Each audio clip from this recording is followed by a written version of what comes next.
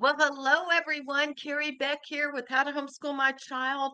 I know we may have some new people here. I was trying to check on Facebook on my phone, sort of keep up with it. It's hard to keep up with the comments here. But hey, today we're coming back here. It is Homeschool Coffee Break, where we give you ideas to stop the overwhelm and give you the confidence to homeschool so that you can actually go take a homeschool coffee break.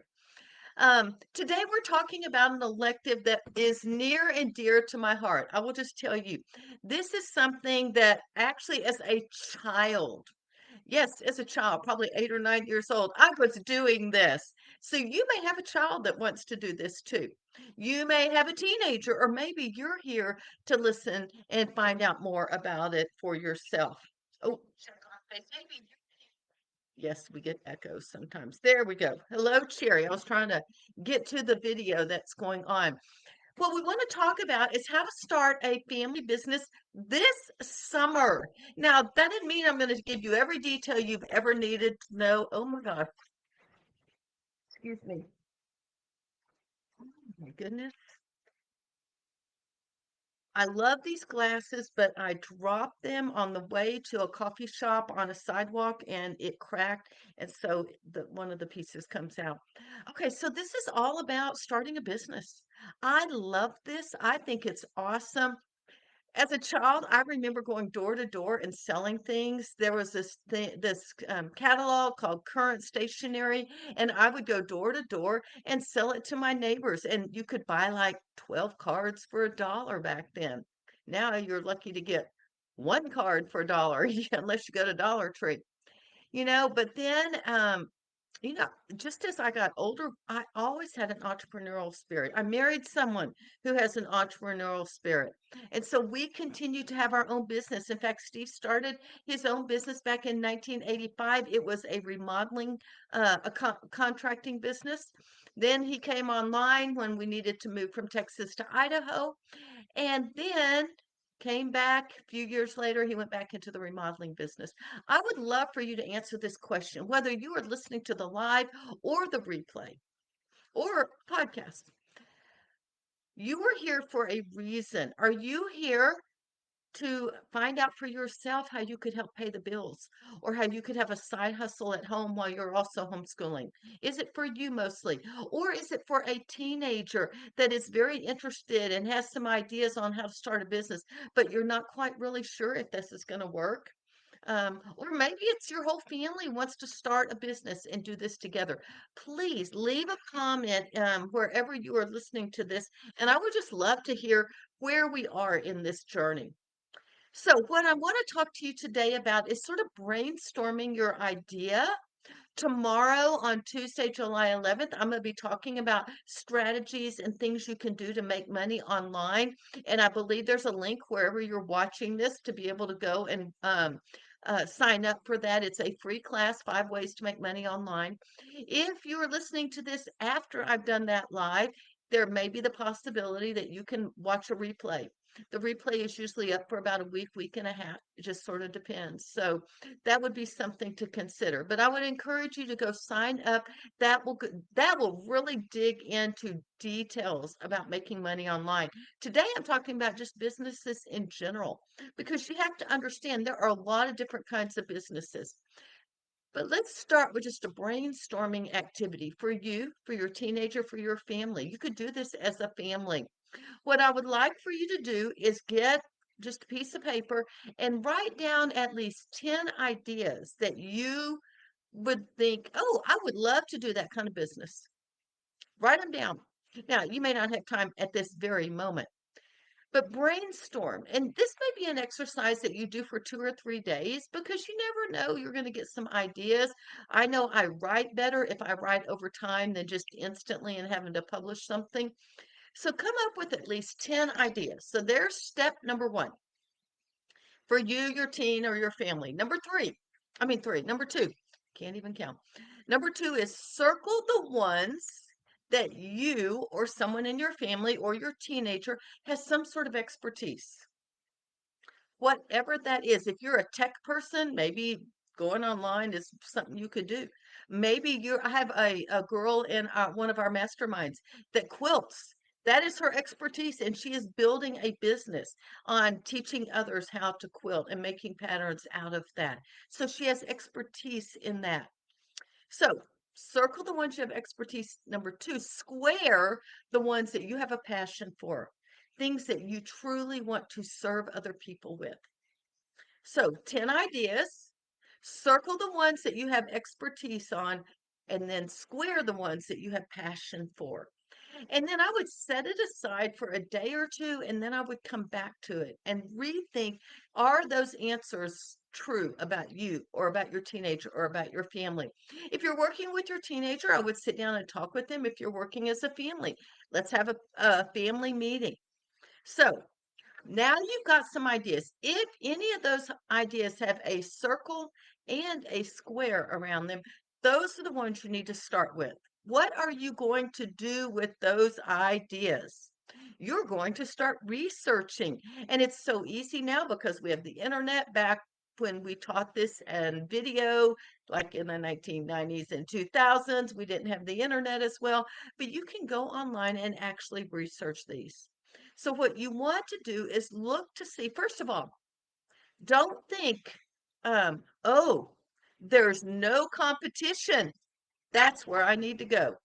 That is not the way to think, because if there's no competition, it may be because no one is interested in that topic. So you want a balance between a little bit of competition and then is there a market for it as well? So as you're going through and researching online, I want you to look and think, is this a business that I would go online with? Or is it a bricks and mortar? There is not a, first of all, there's no right or wrong answers to anything that I'm sharing. You need to just go through and look at, just type in words that you would think people would type in to see if there's a business. And you might type that word in and go business opportunity or market research. Add some words to help you dig down and find out if this is something that would be plausible for you. So, first of all, you need to know, is there a market? Are people even looking for these ideas? Are they going to these places in your local community? Now, and one way you could, if you're doing a bricks and mortar business, one thing that you could do is go to your chamber of commerce or the Small Business Association. I know that our small business, it's either association or organization, um, they offer free counseling. So take advantage of that. They will help you write a business plan. So after you've done your research, if you're doing something bricks and mortar that you can just do here, then I would encourage you to either go talk to the Chamber of Commerce or Chamber of Commerce is going to want to sell you a membership. The Small Business Association is going to want to help you. So there's two ways you can think about it. So is there a market? Are people interested in this? Well, not just are they interested, because there's a lot of people interested in homeschooling, but all they want is freebies. You need to determine, are they willing to spend money? And I'm going to tell you one of the best places to find out. Go to Amazon or eBay. People that go to Amazon or eBay are buyers. Take your words, take your topics, go there and see if things are selling.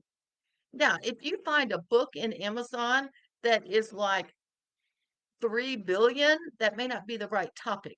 But if you find books in the thousands and 10,000s, that may be a topic that you want to pursue because people are spending money on that.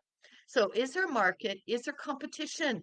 You do want some competition. Competition is good because it means that people are competing for the money that's actually out there.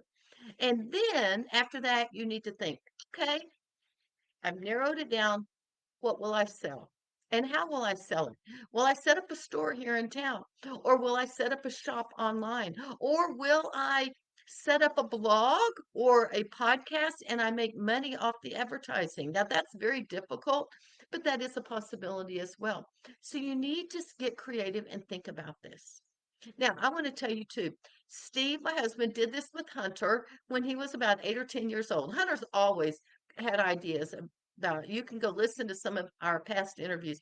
Always had ideas on how to make money, ways that he sold marshmallow guns that he would make out of PVC pipe. There was a time he hired a young dad to come and paint those. And he was like, I'm not doing that again. It's taken away from my profit. He would rather use his time, but he was only 15 years old, than pay someone to do that. And let me tell you, I don't know how many different ways they went looking for ways to paint those PVC marshmallow guns, but another story. All right, so he wanted to do something with dogs. So Steve said, okay, then write down 10 ideas of things that you could do with dogs, and let's talk about how plausible they are. Some of the ideas that they came up with, dog walking. Walk some dogs in the neighborhood, and someone may pay me for it if they're, working full time outside of the home. Dog sitting. If they go on vacation, either the dog can come to our house or I can go over and watch the dog. Now, obviously, as an 8-year-old, he couldn't go by himself, but dog washing. Who wants to wash a dog? That would be another idea. So you can take one topic, and there's only 3 ideas, and then spread it out and come up with a bunch of ideas. Or you could come up with a dog training book if you want to go online, dog training ebook or a dog training e-course. How do you train dogs? How do you run a dog training business? How do you run any of these dog businesses? Those could be ideas on how you could make money online. The first were bricks and mortar. I know not everyone's going to have an actual storefront, but they are real life businesses that we do here locally. So we could say local or online. And that's what we need to pay attention to. Now, the dog thing, if I were doing this again, I would go to Amazon and go and type in whatever dog topic you want and see what the books are about. Not that you want to copy it, but you could create an ebook. You could create a freebie, some sort of freebie that you give, and they give you their email. Now, I'll talk more about that tomorrow in the 5 ways to make money online. But so there are some ideas. Or you might even go to a course. How does a family take care of a dog? And then find out what's the biggest problem that people have in taking care of a dog. And then develop an online product for that as well. Susan's here, says, interested in online business ideas for my teens. We are missionaries overseas. Traditional jobs are just not possible for them. And hello, Jen, as well. That is really true. I will come back and tell you, if you weren't here at the beginning, I told my little story about being an 8-year-old and going door to door. That's probably back when it was safe. My mom would actually let me go by myself. That was back in the 60s. All right. But one of the things that I don't know that I said this, Steve had a remodeling contracting business here in town for about 10 or 15 years. And we decided we were going to move from Texas to Idaho because he was going to go to seminary. You cannot take a remodeling contracting business all the way to Idaho. You would be starting from ground zero, trying to make money and build the contacts and the reputation, which takes a few years to actually do. So this is where we really dove deep and went completely online. There was a time that first year he was doing Google AdSense, which are those ads that Google shows everywhere. And this was in a whole different world. But I remember we had been in Idaho 1 month and he was doing a strategy he had learned. He was making $500 a day on that. Now, that strategy doesn't work. Google's changed its algorithms a gazillion times since 2004. But we automatically and basically realize you can make money online. So, Susan, I would encourage you. I've talked about topics. This is a really basic class, basically, to tell you some ideas. I would encourage you to, if you, I don't know when you join, but if you did not hear the stuff about doing research, going through passions, going through your expertise, I would go back and listen to the beginning of the video, do your research on eBay and Amazon, and then I would sign up for tomorrow's class, which is 5 ways to make more money online. A lot of the people will have a business, but if you are smart and you are starting, you can use the strategies that I share tomorrow to start a business. Because so many people start an online business and they don't do the foundation. They do not get it started correctly. And so that's what I would encourage you to do. Use this as the research ideas, the process to figure out the topics. And then tomorrow you'll hear more strategies because that's almost an hour long class. And so if you have teens and they are interested in this, I would get them online. Now, having said that, I do know that sometimes you got little rules in different countries of how you can advertise and do this, that, and the other. Unfortunately, that is not my expertise, but you should be able to use some ideas that we are teaching and then apply it and just make it work with whatever topic you want, whatever niche, whatever country you're in as well. Now, if y'all have questions, so she just signed up. If y'all have any other questions, let me know. Thank you for sharing that she's here for teens. If you are listening to the replay or the live, let me know. Are you here for you? A lot of moms want to make some extra money to help pay the bills. Are you here for your teenager? Or are you here for your whole family to develop a family business? In closing, I will tell you about our family business. When we were in Idaho, we actually were a family business. And we were continued even when we moved back here to Texas because our kids were totally involved. Even when we would go to book shows for the homeschool book shows, kids ran the booth. They made a percentage, and Steve and I went off and talked at the different sessions, the workshops that we were offering. So that was one way. Gentry ran the shipping and customer service. I mean, high school and college.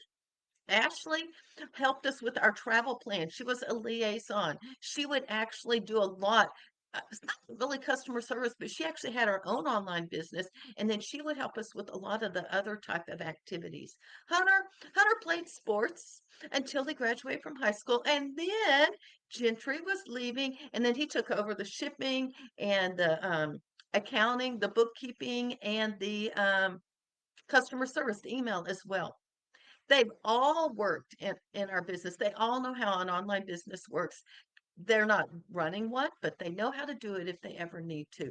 That was one of our goals, one of our desires, so that they were never totally dependent on an employer. Now, having said that, I do want to tell you if you do something like this, I personally believe that you need to pay your children well. We always paid our kids more than minimum wage. We paid our kids so well that their friends kept asking, does your mom or dad have a job that I could have? No, sorry. It pretty much stayed in the family business. Plus, they understood our business. They understood the products and everything from there as well. So I do not believe in employing children for free. Now, if you're all sort of doing it together and no one's making money, I might consider that. But we believed it was more important that our kids really gained a skill in whatever that part of the business was, and we would pay them well. Susan said thanks, and Sherry said, I'm here for me. Oh, good. Yes, because I know you've been trying to get your business started. So if y'all have specific questions about starting an online business or going through this process, leave me a comment and we can chat here. Thanks so much. Now, this is not your typical homeschool thing, but I will tell you, it is an elective, just like other things are. I can't even think of. Homemaking is an elective. Changing the oil in the car is an elective. There are so accounting is an elective. I think it's important that our kids do that, and summer is a great time to learn about starting your an online business as a family. Hey, thanks so much for spending time with me. I hope to see you tomorrow. Carrie Beck with How to Homeschool My Child, and this is Homeschool Coffee Break. We'll talk to you next time.